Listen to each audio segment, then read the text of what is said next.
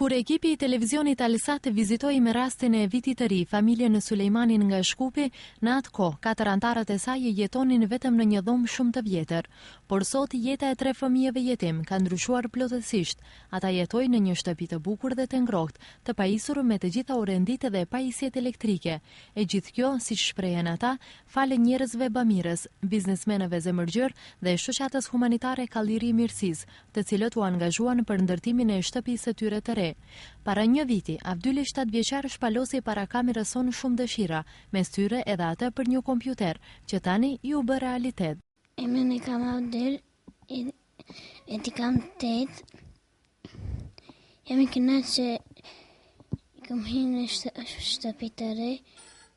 Shja është më e mirë, tash kemi vend ku të flejmë, ku të lujmë.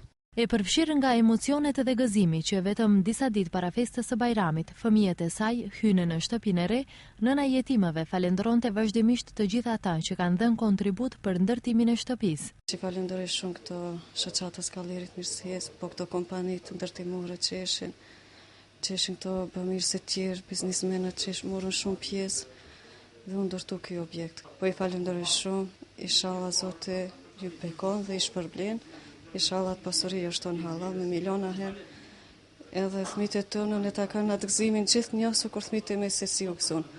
Përse ishte një kënaqësi shumë e madhe ishte kur fëmijët atë natë kur I pronën këto divanat ulset, që djali kishte një shumë buzëqeshje të madhe, që ashtu që më përqafoj që na nuk I kemi pas ato, ama javash I pronën edhe ato e kompleton krejt.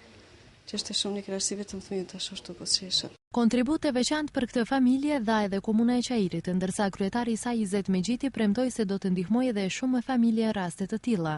Me sidomos për projekt të këtill, domethënë ku ndihmon fëmijët jetim, ku ndihmon ato që kanë më tepër nevojë, komuna nuk do rrin anash, do ndihmon edhe në aspektin domethënë të procedurave.